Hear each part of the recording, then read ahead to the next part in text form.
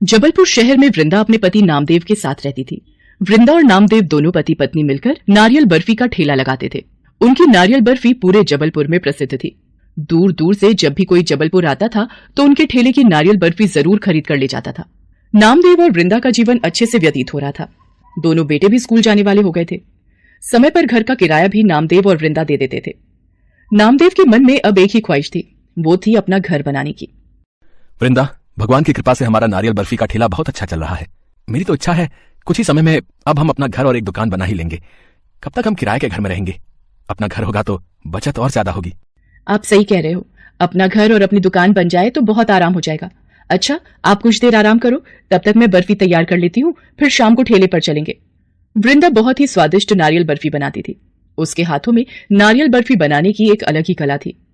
शाम के वक्त वृंदा और नामदेव दोनों नारियल बर्फी का ठेला लगाने निकलते हैं। नामदेव भाई, 2 जगह 1-1 किलो नारियल की बर्फी तोल देना। सतना शहर से दोनों बहनें आई हुई हैं और वो कहती हैं कि वो तुम्हारी नारियल बर्फी लेकर ही घर जाएंगी। पूरे जबलपुर में तुम्हारे ठेले की ही नारियल बर्फी बहुत प्रसिद्ध है। ये बात वो अच्छी तरह जानती है भाई। मनोहर भैया, ये नारियल बर्फी के स्वाद का श्रेय आप मेरी पत्नी वृंदा को ही दो। ये ना हो तो मैं भला अकेला कहां संभाल पाऊं। मैं तो बस नारियल लाकर दे देता हूं। बर्फी बनाने का सारा काम तो इसी के हाथों में है। ये लो नामदेव, आपके पैसे। चलता हूं, ठीक है? जय राम जी की। तुम तो मेरी बस यूं ही तारीफ करते रहते हो। अब घर चले, बच्चे इंतजार कर रहे होंगे। झूठी तारीफ क्या है? तुम्हारे हाथों में तो जादू है ही, इसलिए तो हमारी अच्छी कमाई हो जाती है। इसी तरह से दिन बीत रहे थे। नामदेव ने अब तक 30,000 रुपए जोड़ लिए थे, पर एक दिन वृंदा छत से कपड़े उतार कर ला रही थी तो अचानक सीढ़ियों से उसका पैर फिसल जाता है और वो सीढ़ियों से गिर जाती है। वृंदा के सिर में चोट आती है और सीधे हाथ की हड्डी टूट जाती है। इनके सिर और माथे पर खरोंचे आई हैं और सीधे हाथ की कोहनी की हड्डी टूट गई है, जिसे ठीक होने में 2 महीने लग सकते हैं। वृंदा को पूरे आराम की जरूरत है। मम्मी, जल्दी ठीक हो जाओ। हाँ मम्मी, अब हम दोनों आपको बिल्कुल भी तंग नहीं करेंगे। हम दोनों अपने स्कूल का काम भी समय पर कर लेंगे। पापा, मम्मी कब ठीक होंगी? डॉक्टर ने तुम्हारी मम्मी को दवाई दी है बेटा। अब आराम करने के लिए बोला है। वो जल्दी ही ठीक हो जाएगी। तुम दोनों जाकर पढ़ाई करो। ये लो वृंदा, दवाई ले लो। मेरी वजह से आप सबको कितनी परेशानी हो रही है। मैं तो उठ भी नहीं पा रही हूँ। अब सारे काम कैसे होंगे? घर का, बाहर का, सब काम तुम कैसे करोगे? तुम चिंता मत करो, सब काम हो जाएंगे। अभी तुम दवाई लेकर आराम करो, जब तक मैं बच्चों के लिए और तुम्हारे लिए कुछ खाने का बना देता हूँ। कहते हैं ना, दुख और सुख बिना बताए आता है। नामदेव और वृंदा के जीवन में सब कुछ ठीक चल रहा था, पर अचानक से इतना बड़ा दुख उनके सुखी जीवन को हिला गया था। नामदेव घर की देखभाल करता था। वृंदा के हाथ की हड्डी टूटी हुई थी, इसी वजह से वो कोई काम नहीं कर पाती थी। नारियल बर्फी का काम बहुत दिनों से बंद पड़ा था। इस वजह से नामदेव के पास जो जुड़े हुए पैसे थे वो सब वृंदा की दवाइयों, घर का किराया और घर खर्च में लग गए थे। नामदेव परेशान हो गया था।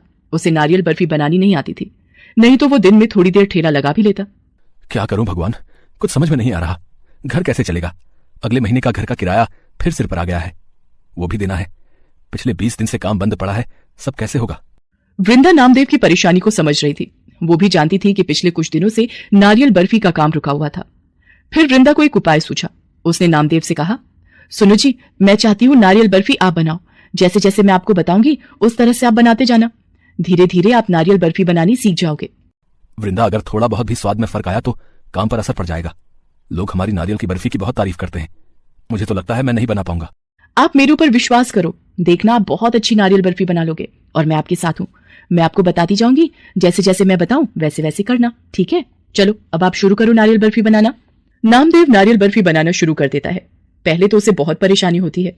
धीरे धीरे वृंदा उसे सब कुछ समझाती जाती है। लाओ जरा चीनी तो चखाओ, कैसी बनी है? ये तो बहुत ही बढ़िया और स्वादिष्ट नारियल बर्फी आपने बनाई है मुझसे भी ज्यादा स्वादिष्ट। अब आप जल्दी से नारियल बर्फी का ठेला लेकर बाजार जाओ, देखना आपकी अच्छी कमाई होगी। ठीक है, तुम समय पर दवाई ले लेना। मैं जैसे ही काम खत्म हो जाएगा लौट आऊंगा। कुछ दिन तक नामदेव अकेला ही नारियल बर्फी बनाकर बाजार में बेचने जाने लगा। वृंदा ठीक हो चुकी थी, इसलिए उसने दोबारा धीरे धीरे नामदेव की मदद करना शुरू कर दिया था। एक दोपहर, नामदेव, मेरी बेटी की शादी में मैंने सब लड़के वालों को तुम्हारी नारियल की बर्फी के डिब्बे ही बांटने हैं, इसलिए बहुत ही बढ़िया और स्वादिष्ट नारियल बर्फी बनकर तैयार हो जानी चाहिए। 1 हफ्ते बाद ही मेरी बेटी की शादी है, तुम ऑर्डर ले लो और ये 10,000 रुपए एडवांस के तौर पर रखो। हे ईश्वर, आज इतना बड़ा मिठाई का ऑर्डर मिल गया। मेरे लिए ये बहुत जरूरी था। घर जाकर वृंदा को बताऊंगा तो वो भी बहुत खुश होगी। नामदेव घर जाकर वृंदा को नए ऑर्डर मिलने की बात बताता है, जिसे सुनकर वृंदा बहुत खुश होती है। ये तो बहुत खुशी की बात है। अब हम दोनों मिलकर नारियल बर्फी तैयार करेंगे, जिससे काम और भी बढ़िया हो जाएगा। क्योंकि अब तो आप भी बहुत अच्छी नारियल बर्फी बनाने लगे हो। अब नारियल बर्फी वाली बीवी है तो पति तो अच्छी नारियल बर्फी बना ही लेगा ना। वो तो है। सच कहा है, पति पत्नी का रिश्ता सचमुच सबसे अनोखा है, जहां दोनों ही सुख हो या दुख मिलकर बांटते हैं और अपनी जिंदगी को मिलकर जीते चले जाते हैं। धीरे धीरे वृंदा और नामदेव ने अपने काम को और बढ़ा लिया और एक दिन नामदेव और वृंदा की मेहनत से उनका सपना पूरा हो गया। उन्होंने अपना घर खरीद लिया और अपनी मिठाई की नई दुकान खोली, जहां पर उनकी नारियल बर्फी सबसे ज्यादा मशहूर थी। विद्यापुर नामक गांव में बलदेव नाम का एक व्यक्ति चना चाट मसाले का ठेला लगाता था। उसके ठेले का चना चाट मसाला बहुत मशहूर था। बलदेव के पास ग्राहकों की भीड़ लगी रहती थी। दूर दूर से लोग उसके ठेले पर चना चाट मसाला खाने आते थे। इसकी सबसे बड़ी वजह थी चना चाट मसाला में उपयोग होने वाला चाट मसाला। बलदेव, तुम्हारे चना चाट मसाले में डले चाट मसाले का जो स्वाद है ना, बस पूछो मत, लाजवाब है भाई।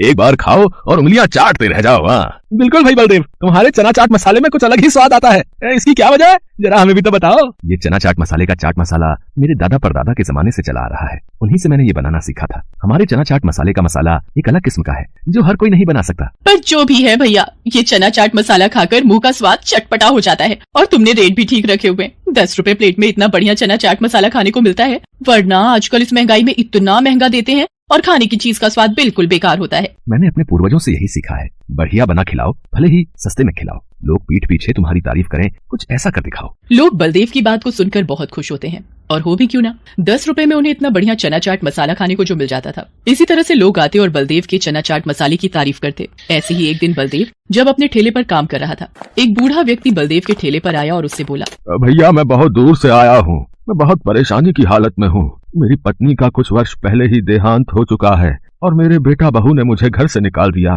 तब से मैं दर दर भटक रहा हूँ। क्या मुझे तुम्हारे पास कोई काम मिलेगा? अरे बाबा, आप परेशान मत होइए, आपको मेरे पास काम, रहना, खाना, पीना सब मिलेगा। आप यूँ हाथ मत जोड़िए। तुम्हारा बहुत बहुत शुक्रिया बेटा, तुमने मेरी इतनी बड़ी सहायता कर दी। मुझे दर दर भटकते बूढ़े आदमी को सहारा दे दिया।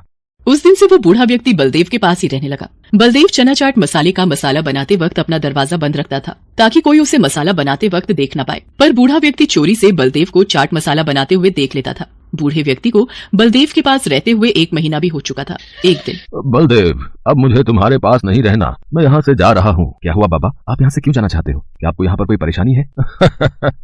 मैं तो तेरे पास चालाकी से आया था। मैं तो तेरी चना चाट मसाले में इस्तेमाल होने वाली मसाले की विधि जानना चाहता था और वो मुझे पता चल गई है। अब मेरा यहाँ कोई काम नहीं है, मेरा काम हो चुका है। वास्तव में वो एक जवान लड़का था जिसने बूढ़े व्यक्ति का भेष बना रखा था। तुम बूढ़े नहीं हो, तुम कौन हो? मेरा नाम रोशन है। मैं तो तुम्हारे पास चालाकी से आया था। अब मैं तुम्हारे ठेले के सामने ही अपने बनाए चना चाट मसाले का ठेला लगाऊंगा और देखना, कुछ ही दिनों में मैं तुम्हारा ठेला बंद करवा दूंगा। ठीक वैसा ही हुआ जैसा रोशन ने बोला था। अगले दिन ही रोशन ने बलदेव के ठेले के सामने अपना चना चाट मसाले का ठेला खोल लिया। उसने प्लेट के दाम 5 रुपए रखे थे। अब 10 रुपए की जगह जब 5 रुपए में वही चीज खाने को मिल रही हो तो ग्राहक तो वहीं जाएंगे। भैया जरा चना चाट मसाले की एक प्लेट देना। ये लो भैया, अभी बना कर देता हूँ। तुमने दाम तो बहुत सस्ते रखे, 5 रुपए। सामने बलदेव के ठेले पर तो 10 रुपए में मिलता है। अरे आप मेरे ठेले पर एक बार खाओगे तो सामने बलदेव के ठेले का चना चाट मसाला भूल जाओगे। ये लो, आप दोनों की प्लेट तैयार है। छी छी, इतना बुरा चना चाट मसाला मैंने आज तक नहीं खाया, बिल्कुल बेस्वादी। इतना घटिया चना चाट मसाला तो मैंने भी नहीं खाया, कितना बेकार बनाया है। मुझे तो गुस्सा आ रहा है। चलो भाइयों, इसका तो ठेला ही तोड़ देते हैं। इससे अच्छा तो सामने बलदेव का ठेला है, कम से कम 10 रुपए लेकर बढ़िया चीज तो खिलाता है। हाँ हाँ, इसका ठेला ही तोड़ दो। हाँ, तुम सोच रहे होगे ना रोशन, आखिर तुम्हारे चना चाट मसाले में वैसा स्वाद क्यों नहीं आया जैसा मेरे चना चाट मसाले में आता है? वो इसलिए क्योंकि मैंने तुम्हें एक दिन चोरी से मुझे चना चाट मसाला बनाते हुए देख लिया था। मैं उसी दिन समझ गया था कि तुम किसी फिराक से आए हो, इसलिए मैंने गलत सामग्री डालकर तुम्हें असली विधि दिखाने का नाटक किया। ये चना चाट मसाला सामग्री की विधि मेरे पूर्वजों की धरोहर है। इतनी आसानी से ये किसी बेईमान के हाथ नहीं लगेगी। इससे पहले कि ये गांव वाले गुस्से में पीट पीट कर तुम जैसे बेईमान आदमी का बुरा हाल कर दें, तुम यहाँ से चले जाओ। रोशन की सच्चाई जानकर गांव वाले गुस्से में आ चुके थे। रोशन को पता था कि अगर वो 2 पल भी वहाँ रुका तो उसकी खैर नहीं। वो मुंह नीचे करके चुपचाप वहाँ से चला जाता है।